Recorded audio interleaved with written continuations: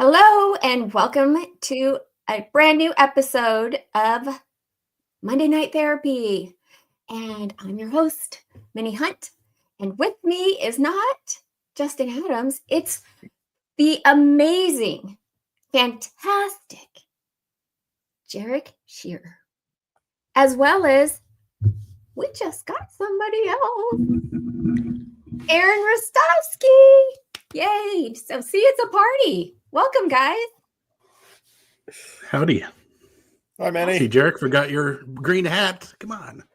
I actually don't possess anything green. Not a single thing. You don't have any like Lucky Charm headband ear things? The only thing I could possibly offer you, and at present moment it's not charged, is I do have light up shoes that do have green lights on them, but unfortunately I didn't put them in the USB charger, so they're kind of dead at the moment. I got the green recliner. That's about it. Something tells me that you have not been a big like going out on St. Patrick's Day type of dude. Last time I went out to a bar on St. Patrick's Day was probably 12 years ago. Okay. Any like memorable experience from that? A few cash beer pong tournaments that got oh so close to winning money, but oh so far away. Had some really good times. Walking back to my apartment from downtown, about a 6-block walk because driving wasn't going to be a good idea. But outside of that, I was just hanging with friends. Fun. That sounds fun. That's how you should do it. What about you, Rastovski? Is that a green Husker hat? It's a green Nebraska hat. It is, and it's 10, 12 years old, so it's very tight. Squeezing my brain. But yeah, they had like another one that was like had like a white, this part was all white covered here and everything else was green, and then had like a red, like the big N, not the little skinny baseball N on there a couple years later that was much harder to get, and I never got one. But yeah, they used to every once in a while roll out some special baseball hats for a couple series. Yeah. Well, what about you? Any memorable St. Patrick's Days? The last one I went to, I actually just went to a Mexican bar down the street from my work. They had like nachos with corned beef and sauerkraut on them that were really good, and green margaritas were so much % off, and so we just ended up there. But yeah, Omaha, I don't know if you've encountered St. Patrick's Day in Omaha. It gets pretty nuts, like way more nuts than other big towns other than like Chicago. They are closing down streets all over the place. Like we've been to, I know the Dubliners, one place that we went. Patty McGowan's is always close to my work and always closes down the street there. And yeah, there's tons of Irish bars in Omaha that just go nuts. And with it being on a Monday, they were all weekend closing things down and people were partying hard. That sounds fun. I went to I tried to go to a bar on Saturday to have just lunch. And I forgot that it was St. Patrick's Day weekend. And my girlfriend and I were going to meet there. And we walk up and it's in the middle of the day and they wanted to charge us a cover charge just to eat. And because they had live bands all weekend long. Yep. And I'm like, I just want to have food. That's why I wanted to go. And she's like, let's just try it another time. So we ended up not doing that. Although I should have, just to get into the spirit of today, since it's hard to celebrate St. Patrick's Day on a Monday. Everybody has to work, right? So in Omaha, though, it's amazing how many people just cancel work and go in. And they were partying at 7:00 at the bar down the street when I was going in. So fun. I do like that. And I do remember I used to have a good time going out, in Scottsdale. There's a bar there called Patty's.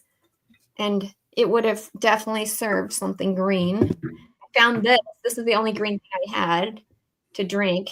Green apple. I know it sounds disgusting. So, what are you drinking, Aaron?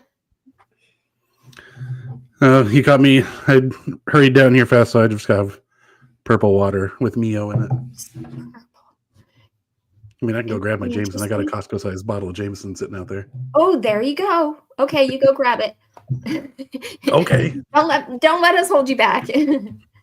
All right. Pit Snipe Husker says, I see Jarek and Brutus and Minnie, but no Justin voice. Clickbait. This is not clickbait. Okay. What ended up happening? Let's see.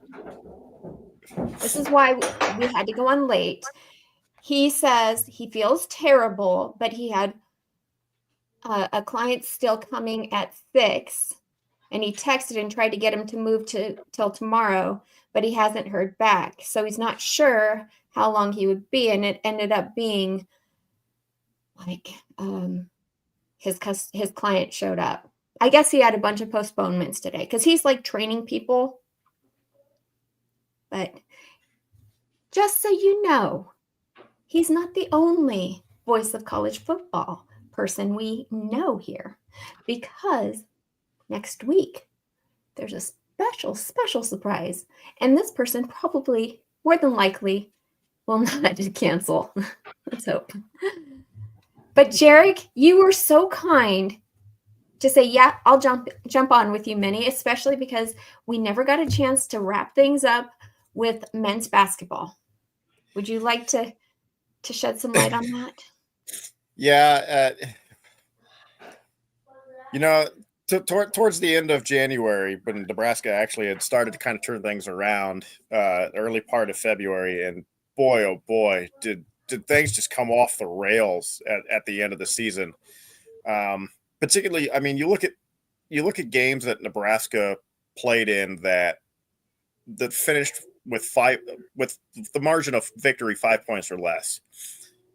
Nebraska lost lost on the road to Maryland. They lost at home to Rutgers, lost at home to USC, lost at home to Minnesota. There's lost at home to Michigan. I mean, there's 5 right there that if Nebraska goes 2-3 or maybe even 3-2, and the biggest thing out of the NCAA tournament isn't North Carolina got in. It's where does Nebraska exist? Now, Nebraska getting into the Crown Basketball Championship tournament in Vegas here at the end of March. Nebraska will play Arizona State to start off that. That'll be on I think Monday the 31st, so 2 weeks from today, I think at like 5:30. But they're playing at the MGM Grand in Vegas. That's a specific tournament that the Big Ten, the Big 12, I think the Big East, and I think maybe the A10 and one other conference all collectively decided to kind of get themselves involved in their own kind of little tournament. So Nebraska is actually listed as one of the higher seeds involved in the new CBC tournament. That'll be just a 16-team tournament. Gets done, I believe, the same day as the national title game, but it'll be earlier in the afternoon. Well, that's entertainment right there. I mean, it's basketball, right? And against ASU, I assume ASU is pretty good. They usually are, right? Yeah. Arizona State, I think, won 20 – I think 19 games, I think. But they were sub 500 in the Big 12 this year, which apparently was not a problem for literally half of the SEC teams that got into the NCAA tournament, but that's neither here nor there. But it'll be a good matchup for Nebraska.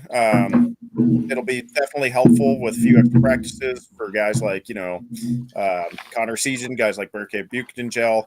A good way to send Braxton Mia, Juwan Gary, Bryce Williams, Andrew Morgan, and all the seniors off. It'll be a good matchup.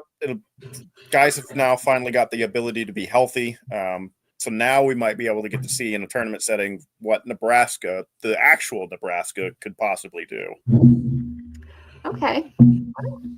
That sounds good. And Fred Sack, or excuse me, Pit Snipe Husker says Nebraska ball, Nebraska balled. Yeah, it certainly did. It's ongoing joke. Nebraska ball has Nebraska ball. It literally is both its own noun and verb, and it's just to Nebraska ball is to be find a team or a specific player on a team who doesn't do much for them, and they'll find a way to have their best game of the season or their career. It's a curse, I tell you. It's just what Nebraska ball does. That's what we do. And then Fred Sacca says Arizona State will beat them. Then Nebraska ball can get back to building toward another season of nothing. It's good to have that expectation. I feel like that's exactly it. I mean, are people just that downtrodden with men's basketball? I wouldn't exactly say downtrodden. It's unfortunately the expectation.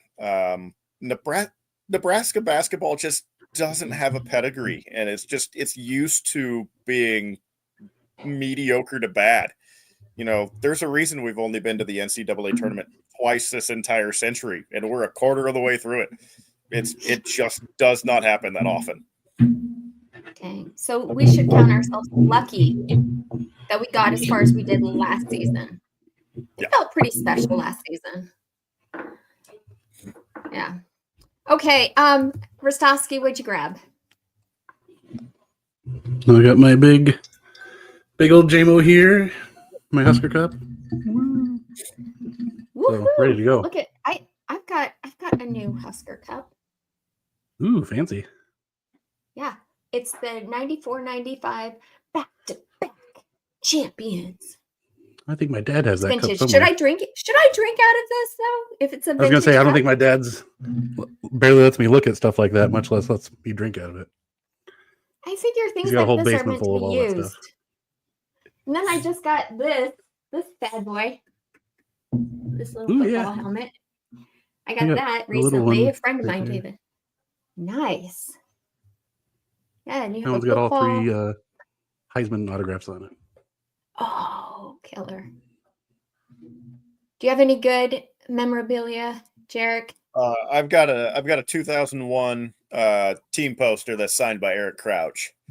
That would be probably my best Husker memorabilia. La-ti-da. That does sound good. Here, Jarek will appreciate my favorite hat. Got my come on camera. Gary Cohorn signature on my hat. Yeah, that's pretty solid.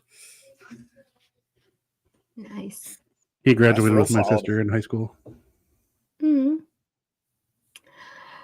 Okay. Well, are we done with men's basketball? Should we talk? I mean, do you follow women's basketball? Does anyone follow women's basketball? I kind of try to keep an eye on it. One of the other writers for Coordination, I actually work with her at my job, so we get to talk basketball quite a bit. And the women's team is a 10 seed in the women's NCAA tournament. They'll take on Louisville.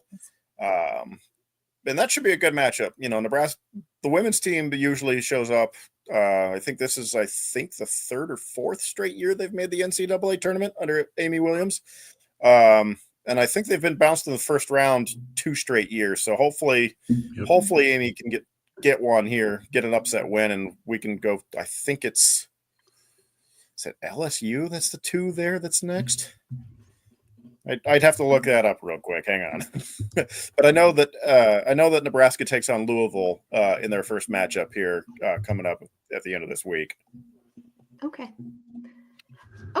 It seems like the women kept running into bigger girls that Markowski's not used to going against them. And that's where we struggle a lot, is when she thinks she can outmuscle everyone, and she runs into someone bigger, stronger than her, and everything just kind of falls apart.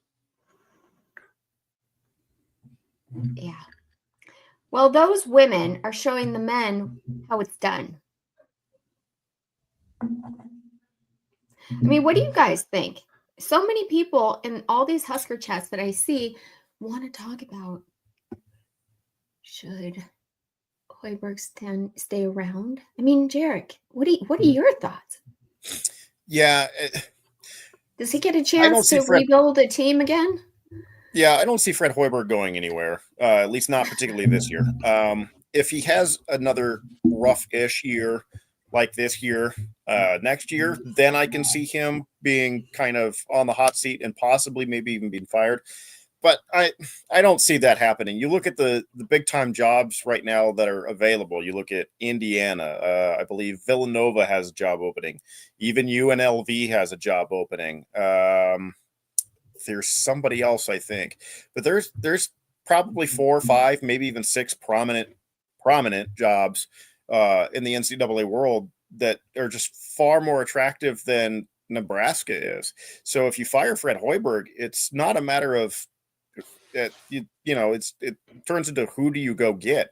I think Iowa's going to run into this firing Fran McCaffrey now. So we'll see what happens, to our friends next door. Because Iowa's not that great of a program either. Granted, it's got a little better pedigree than Nebraska does. But if you fire Fred Hoiberg, I just don't know who you go get. That's The not thing good. is, Iowa was just Iowa had 6,000 people that they averaged per, which is like the lowest they've had in like 40 years or something like that.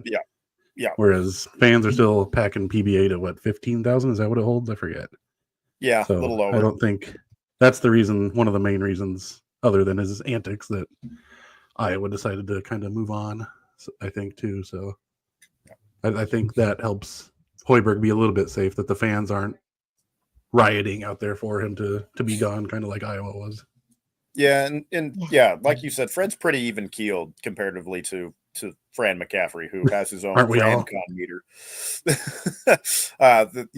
There's always a meme out there about Fran McCaffrey and his facial expressions about how much he's going to explode, and it felt fitting that he got tossed in the last game that he ever coached. So it felt right as far as I was concerned. But he didn't even raise his voice. I feel like we got cheated out of our last I Fran know. McCaffrey ejection. Oh, dang.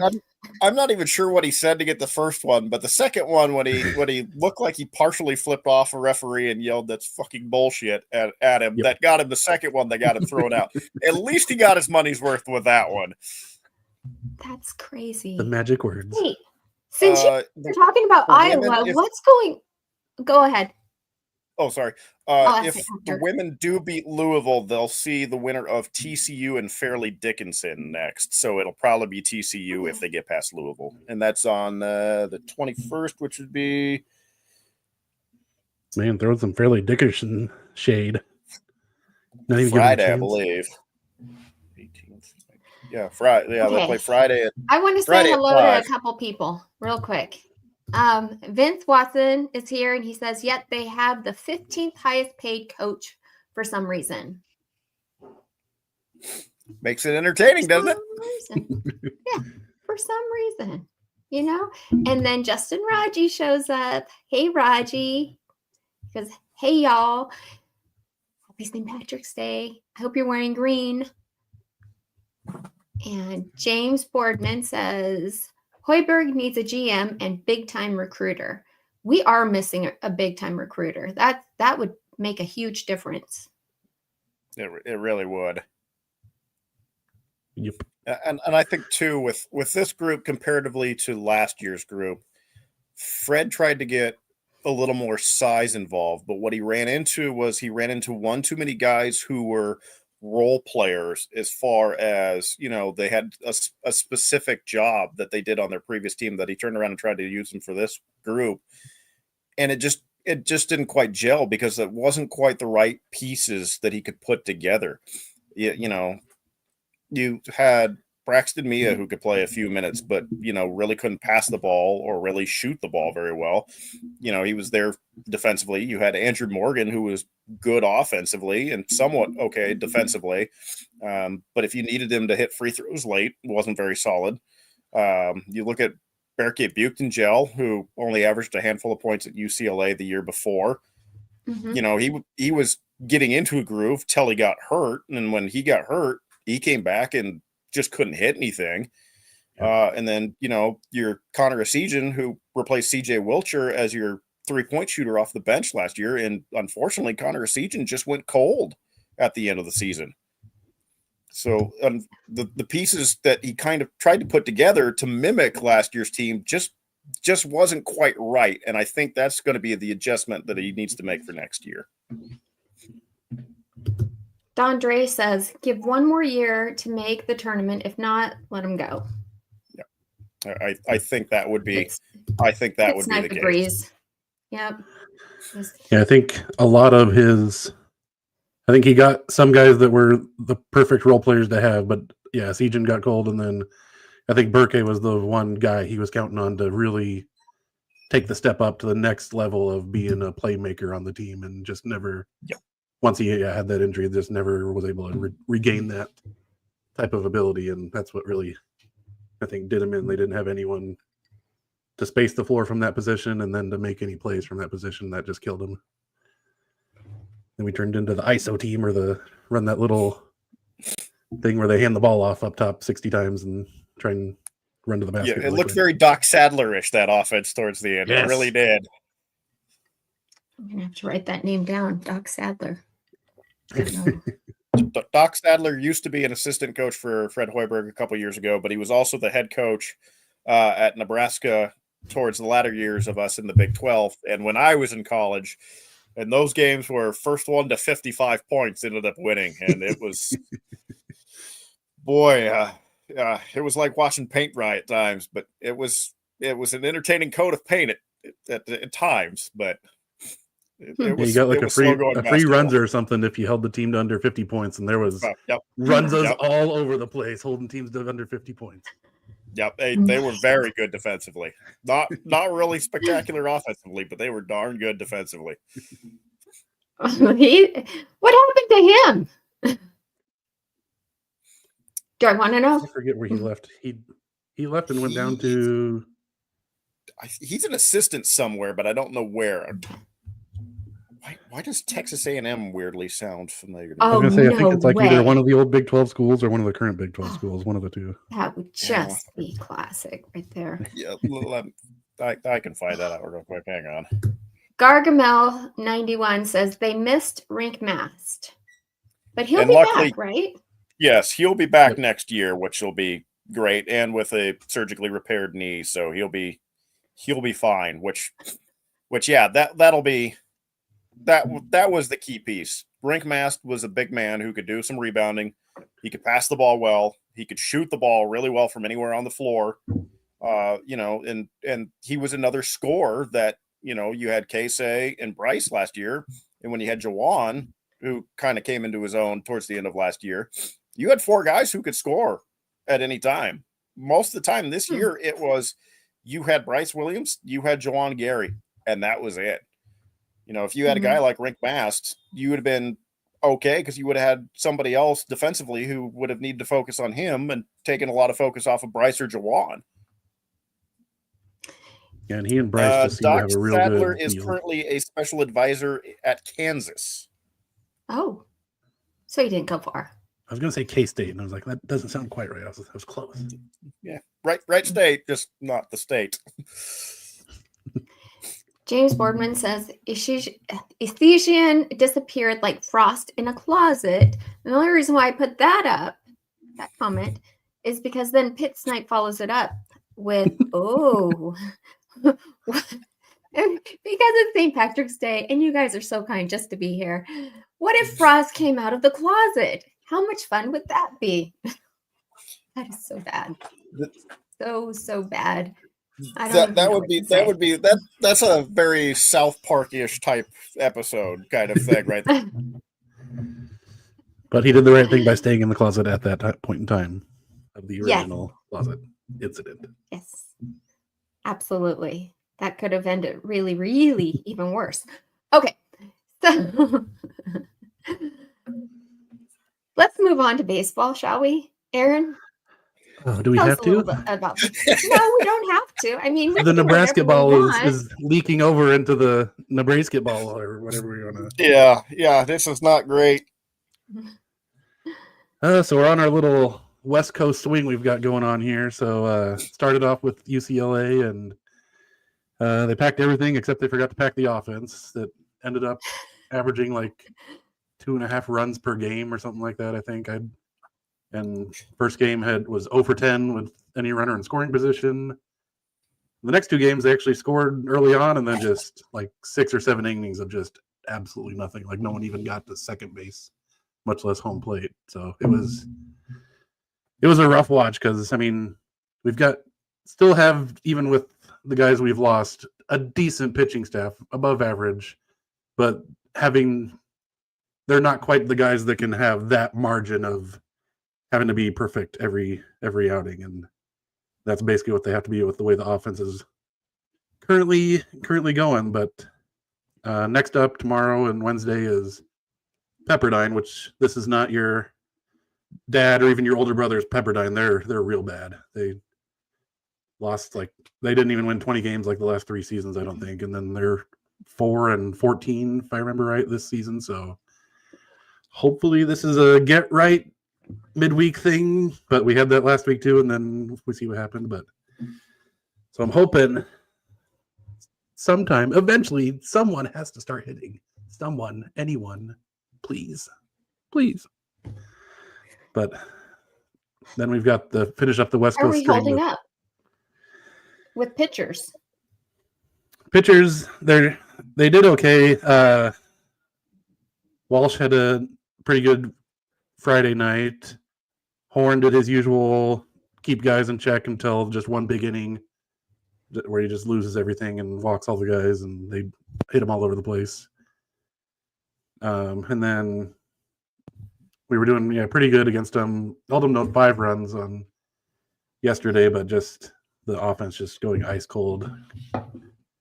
Couldn't do it. And then we finish up that West Coast swing next weekend with USC, who they're probably around the same level of competition as UCLA. So just depends if we hit at all, if we can get any wins out of theirs. But they're not unbeatable. We're not the worst team out there. Someone has to come out of this funk. It's been nuts. We had one guy hit 4 RBIs, and that was half the output for the entire team over the weekend, which is sad on so many levels. No kidding. James Boardman wants to know, is the offense timid at the plate, or are they undisciplined? They're not doing too bad of a job, because last year, like Dylan Carey and, well, he's doing it this year, Gabe Swanson were swinging at any breaking ball in the dirt. They were swinging at every single one of them, and they're not doing it as bad this year. It's just everything's getting popped up, or they're guys that can change speeds on them seem to have the best. So they're not swinging the stuff out of the zone. They're just not timing their swings right with the guys that have good changeups or anything. And what Justin Rogge said, a little bit of both. Okay. I have a question, you guys. It seems like Nebraska ball, right? Baseball and basketball kind of have been struggling. And I'm just curious, would it be beneficial to do something like what Chip Kelly said last year when he was talking about the changes in the Big Ten, how UCLA had just joined the Big Ten and how it wasn't fair for like the softball team to now have to play Big Ten opponents, that they had the rivalries that were already built in for years and years. So would it be best, just curious, if, like, say Nebraska even went to like the Big 12 in basketball and baseball?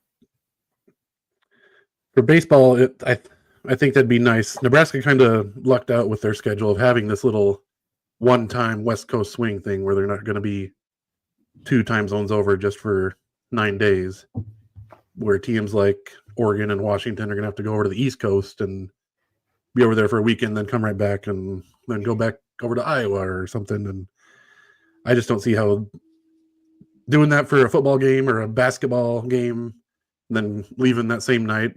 Sure, that messes up your sleep schedule, but doing that for a whole weekend over and over and over again, I just don't see how those West Coast teams are going to be able to keep up. So I think it would, benefit everyone to do more of a regional model with the way that football is changing all these things, but it's just all about where the money's going. So I have a hard time seeing that actually happening. Yeah, it would be nice. And if they find out that it's way too expensive for teams to do that, go west to east all the time. The Big Ten's not the only conference with that problem. You look at the ACC, you've got Cal and Stanford who are members of the ACC. They've got to go out all the way to Syracuse. They've got to go down to Florida State. They've got to go, Virginia or Virginia Tech or North Carolina. They have to travel cross country almost every single time.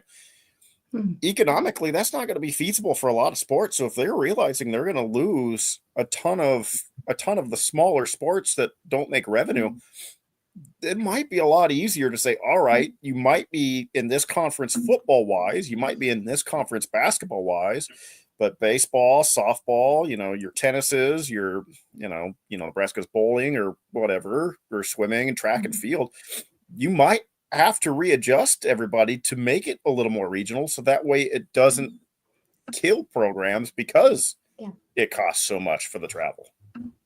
That's that is worth talking about even further. I feel like that this conversation should be had by every single team. And I think too, the one program in honor of St. Patrick's Day, the one program you can talk about is Notre Dame. Notre Dame is an independent in football, but it has a contract with the ACC that it has to play so many ACC games in football. It is ACC in basketball, but in a weird situation like hockey, men's hockey, for example, it is actually a member of the Big Ten. So just with Notre Dame, it's three separate entities on its own. So it kind of keeps them a little more regional for the smaller sports. Yeah. And it seems like it would. Oh, you go ahead, Aaron. I was going to say, to me, that would be the ideal situation would be to have the regional quote unquote minor sports and then the football doing the 60 teams and then maybe do like a relegation thing where the bottom 5 teams go down to the other pool, and I think that'd be the best model. It's never ever going to come to that because Alabama ever having a chance to go down, they would lose their mind and blow up the state next to them. Probably somehow they'd get nuclear weapons. I don't know. Watching Alabama, but to me, that'd be the best. Would be great. How we plot against our enemies. Vince Watson says it's almost like we need a Pacific Conference. Yes. If only we had one. Oh, wait. There's technically the Pac-2. There's Oregon State and Washington State yet. And they're getting what? They're getting San Diego State and San Jose State and all those little guys. Yeah. And Gonzaga, I think, is going to join them in It's basically basketball. The state conference because I think Boise's hopping over out of the Mountain West. So San Diego State. I think San Jose. Yeah, I think you're right with San Jose State. I feel like it's most of the state universities that are heading that way to go join them. Yeah. Pit Snipe reminds us, he says, unfortunately, Notre Dame just earned enough playoff money that they didn't have to split up to stay independent another decade. Well, maybe not another decade, but another year for sure. They earned, I think it was $20 million that they didn't have to split up. Yep. Just for showing up to play a lousy game. They didn't play well. And we also can say that about them. So, all right. What's this? James Boardman says Colorado State. Are they in the Pacific Conference? Yeah, I think they're another member who's headed out that way. Okay. All right. And then Pitt Snipe adds, Big Ten needs to add Stanford, Cal, Georgia Tech, and Notre Dame. That would make it how many? Well, that would make it 22 at that point. Yeah, I don't see Stanford and Cal. There's no big financial benefit to that. I was going to say, I remember originally when Cal and Stanford were originally discussed, it was purely basically for academic purposes, not for any big-time sports. Cal and Stanford, unfortunately, haven't been good in any quote-unquote big-time programs for quite a while. Stanford dominates all the Olympic sports, but that's about it. Yeah. And volleyball, those jerks. Yeah, With their as I said, their tree volleyball team's good, but that's about it. Isn't that weird? How volleyball can be good just about across the country, but sports like baseball or basketball cannot. Well, we were always kind of the outlier there. It was always the Pacific teams and then just Nebraska for some reason for a while there. Yeah. Pitt Snipe also says 1 game, Minnie, their payout on the whole playoff was 5 times that. I didn't realize that. Yeah, that was their championship game. That means they were like 100 million? Does that sound about right?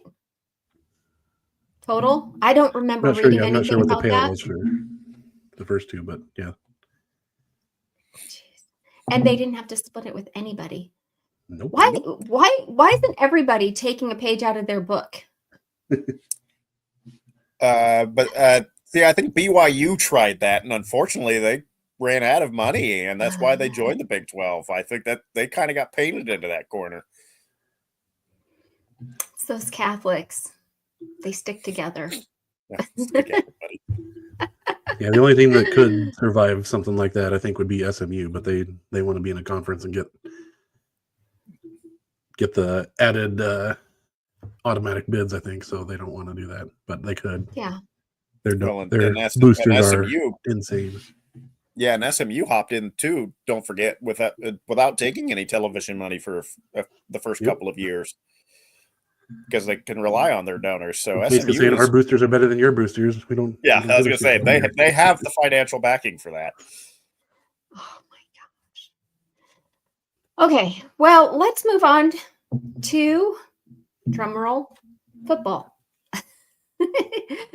The one thing we all want to talk about, because there's nothing but winning going on right now, right? And can't lose in the spring. Exactly. So I was doing a little bit of research because I've been trying to figure out what's going on in the wide receiver room, and I rewatched one of Matt Rule's press conferences. I think it was actually with Josh Pate, where he talked about how, he always takes a jump in year 3 or 4. He said 3 or 4, not year 3, just 3. So I thought, that's interesting that he added 4 to that. But also, I think it's interesting that he talked about having a young team still.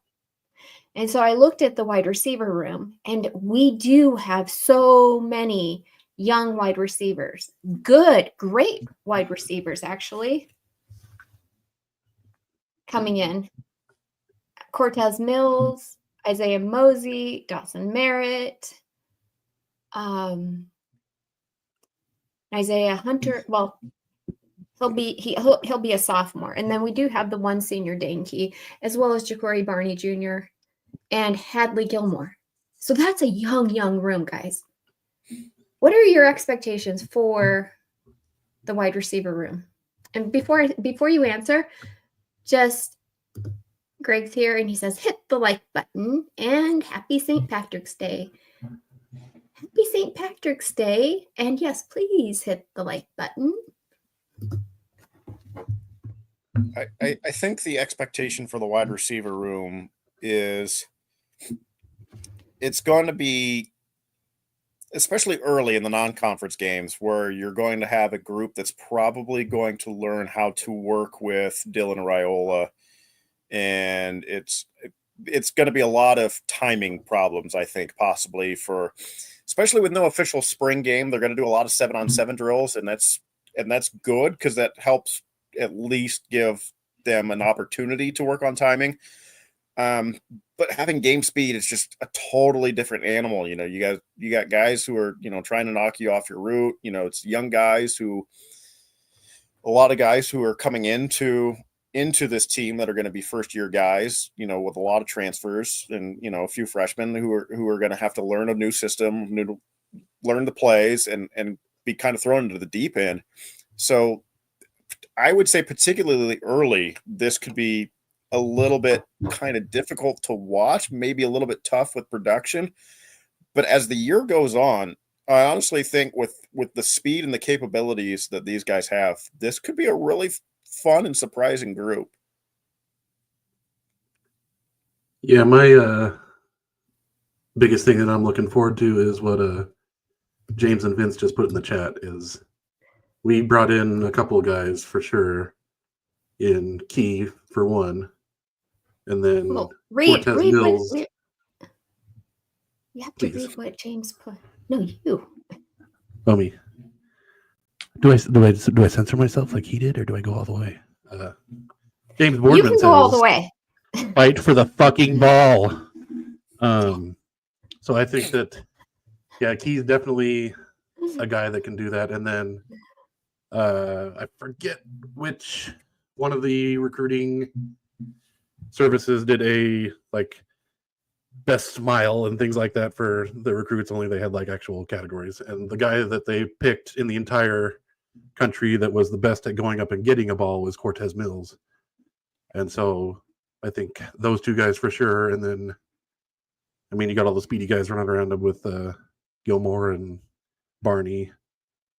So I think those two guys are going to do the outside work of going up and getting the ball. And I know there was talk that, I guess it's not technically the wide receiver room anymore, but gosh, I just blinked on his name. The tight end, the guy that's switching from wide receiver to tight end. Oh, you mean with the hip Greg's injury? Favorite? Oh, Carter Nelson. There we go. I think you were talking about Heinrich for a second. He's one that can jump up and go get the ball too, and so all those guys actually fighting for balls up in the air is what I'm most looking forward to with this room versus the previous room. Yeah, and I'm with James 100% on that. I think there was the touchdown that got taken off the board in the Illinois game from Isaiah Nayor that got ripped out of his hands. Yep. And I know that happened with Nayor 2 or 3 times, actually. Fedoni was guilty of one of those interceptions that happened as well. So, there was probably, by the time, I think there was 4, if not 5 balls that were 5 interceptions that Dylan Raiola had that were in Nebraska receiver hands by the time they started the cat, but by the time it was it was in the opponent's hands. And that's not on Raiola. That's gotta be the receiver room, get your hands on it. You gotta come up with it and come down with it. And when we were playing Ohio State, we obviously did not have the speed advantage. The one advantage we have was being able to lob the ball up to these 6'4" guys, and them not going up and fighting for it was just really grinded my gears, shall we say it nicely.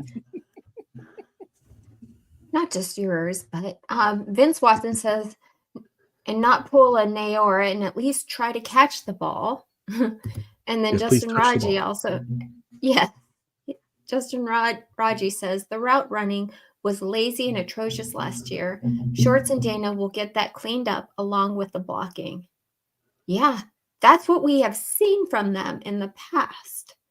So I really can't wait to see what they do with this wide receiver room. Like you said, it's a lot of new people. And the other thing, too, is Dana Holgorsen loves a physical wide receiver. And that's not just, guys who can go up and get the ball. You look at the Scott Frost era and the early parts of the Matt Rule, screen game. You don't block on the outside in the screen game. It doesn't matter if a running back or a slot receiver or a wide receiver screen. You don't block on the outside. those don't go anywhere. That's how one missed block turns a potential, 10 to 15 yard gain into a -2, -3, and all of a sudden you're behind the chains. Yeah, it never seemed like teams ever had to adjust and move that linebacker slightly wider to cover our little slip screens, bubble screens, because their DBs could just take care of it all by themselves, 1 on 3 of our guys, and they'd come up with they'd somehow split the gap and then nail our guy for a 2-yard loss every time. Yeah. And on bubble screens, communication is key. Going, all right, if you line up 1-on-1, they might play press coverage, they might come back, but it might not be the guy in front of you who you end up blocking. It's the guy who's the closest to the guy who's going to get the ball. You've got to block him first. And if you don't, it doesn't matter what the other 2 guys do. It's going to get blown up. Mm-hmm.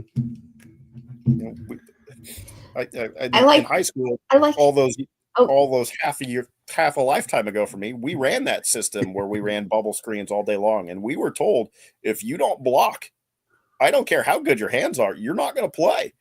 You can catch the football all you want, but if you can't block, our coach has said a bubble screen should earn you 4 to 6 yards if blocked properly every time. Yep.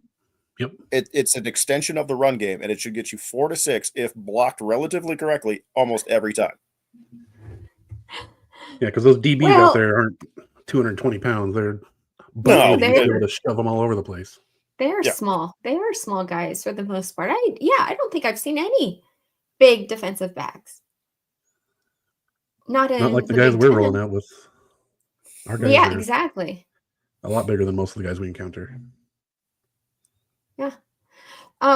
Okay, so I like where people are going with this. Roger Moore says, any chance for a field goal kicker this year? And then Justin Raji, I don't know if he was like trying to spur some conversation, long snapper conversation here. He says, well, we fixed the issue with field goal attempts by getting the top long snapper. And there you go. Yeah, I was going to say there are 3 parts to every good field goal: a good snap, a good hold, and a good kick. And if any one of those is not great, we learned in a real hurry what that does to us. Also, shout out to Pitt for the Kathy Ireland. I was going to say that movie was, let's see, it was down in Texas. What was it called? Necessary Roughness. There we go. That's it. I always forget. I'm like Major League Football, whatever that is. Yeah, the Texas State Fighting Armadillos with Kathy Ireland as the kicker, Sinbad, Scott Bakula. Fantastic movie. It is, yeah. Okay. Yeah, we do have Boom Sheeny gone this year, so we do need to make sure we have a good holder. He was always on point with his holds. I would assume you could possibly, if a punter wouldn't work there, you could use a backup quarterback or maybe a Heinrich Harburg or somebody of that nature who could easily hold for you, because that's usually what you can do if you don't use the punter to do that. Well, I'm in on the Heinberg or Harburg thing. That'd be fun. Yeah, because trick play. Or who was that DB that punched that guy? He was fun. The DB who punched who? What? Yeah, when? It was was it Oklahoma or was that? No, that was the Hillbillies comment from. Gosh, what was that guy's name? Oh, that's gonna drive me nuts because I know who you're talking. I can picture it too. There was a post game. Everyone was walking around him, and he punched some other player. Was it Eckler? Justin Roger reminds us that we have one of the top special teams coaches. So, hell yeah! Thank you, Justin. That is a great point. We are not going to have to worry about this. Hopefully, Jarek. Don't bring that sourpuss basketball mentality. I'm trying not to. Leave it. That's the one thing about being both a football and a basketball writer is, it's just basketball just wears you out mentally, man. I tell you, it's not the winter; it's the basketball. It was Kellen Houston punched a Missouri fan when they rushed the field. That's right. Wow. Oh, that's what I wanted to ask you guys.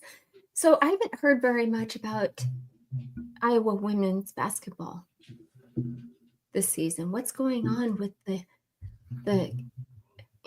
with Caitlin Clark not being there? And is the women's coach, still the same lady who had a fit last year? Nope. She went out on top before they could fire her for sucking this year. Yep. Okay. Yep. Lisa Bluter retired. Iowa unfortunately did make the NCAA tournament for the women, but they're not nearly as good as they were last year with Caitlin Clark. No. Not even close. Okay. Well, good to know. I'm glad to hear it, actually. Well, guys, you guys have all been great, and I can't thank you enough for jumping on at the last minute. Hopefully Justin will jump on again with me soon. Is there anything else that you guys want to talk about before we let these fine folks go on St. Patrick's Day? I always love shouting out the track and field guys. Our high jumper dude basically jumped 7'6", which is insane watching him do that. They measured it and it was like 7'5"3/4 at the end. So didn't quite make it, but he won the national championship for indoor. And then our shot putting girl also won the national championship, and I always forget her last name. Starts with an S. But she's so dominant in NCAAs. I can't wait to watch her go to the Olympics again. She's going to be even stronger than she was last time, and she's fun to watch. She always gets excited, gets everyone clapping before she does her little spin with the shot put. And I like watching those guys. They're fun. And bowling should be getting back on track here too. So it looks like they're starting to find a little bit of form themselves. So for all the we're bowling school people out there, women's bowling is slowly getting back into the groove. Yeah. Well, that's awesome. See, we have other sports that could be part of the Big Ten still.